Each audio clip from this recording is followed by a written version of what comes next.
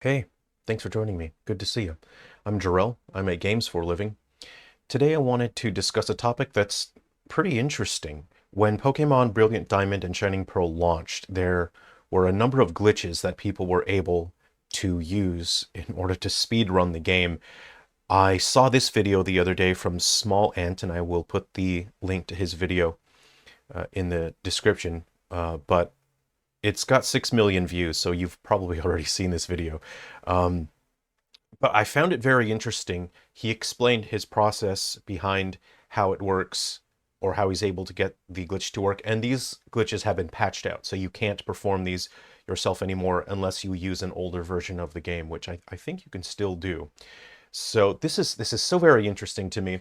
And I use the same game engine that Brilliant Diamond and Shining Pearl use. I use Unity a significant amount for work, but also just for fun as well. So I can explain to you from the back end exactly why this glitch works and what went wrong. So with that explanation out of the way, I'll just go ahead and shrink myself down with minimize, and we'll get started on the video. Okay, so basically what goes wrong, and I'll let the video play. Basically what's happening is every time the player opens the menu and then opens a submenu, the game is instantiating a new object. So what that means is in order for anything to exist in the game, there needs to be a game object. So for game menus, the game object holds all of the logic. Usually, and what is the right thing to do, what is best practice, is for this game object to always exist and for basically one parent object to hold all of the logic.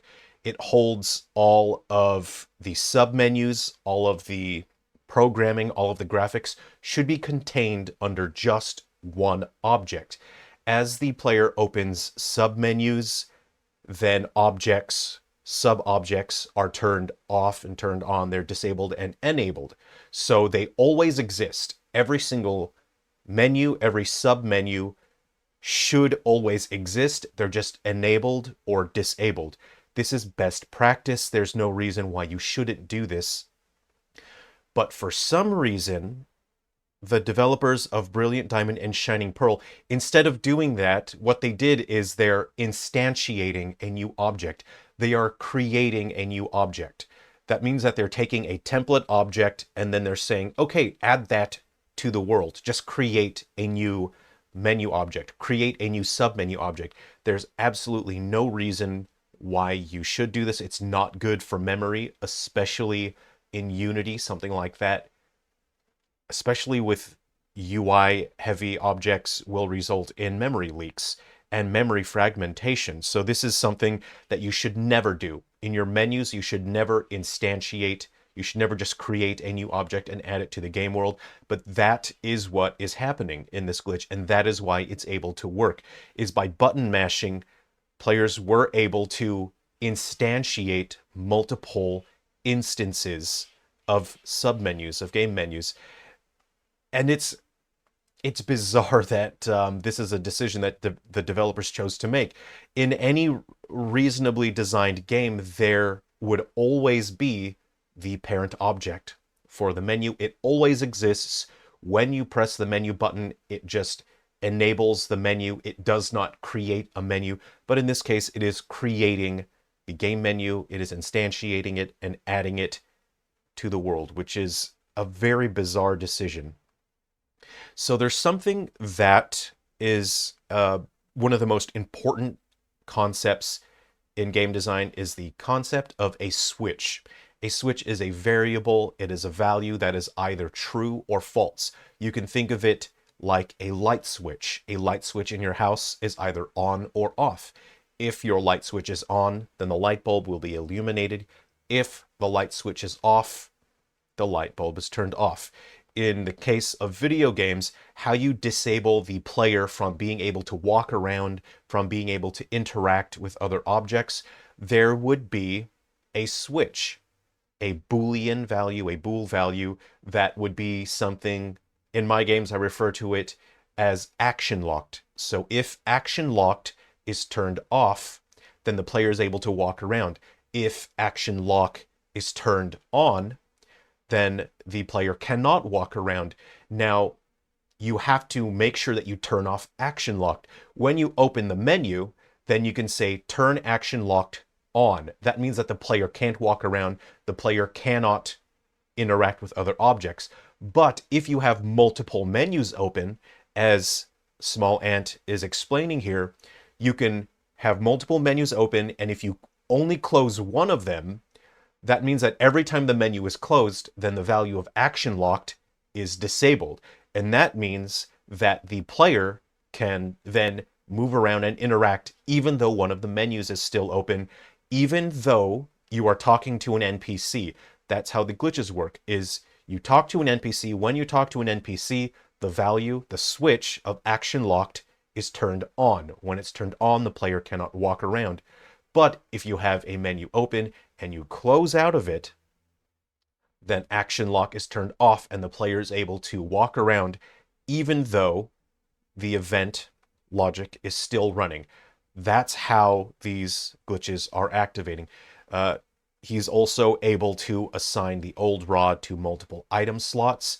He's able to interrupt events. So basically what he's doing is using this. This interrupts events. Normally, events have to run until they are completed, but this interrupts the event that is currently running by talking into an NPC. You activate an event, and again, the light switch that basically says the player shouldn't be able to walk around, that's turned off, and the player is able to walk around. Then the event is able to push the player around into different locations. Now you'll see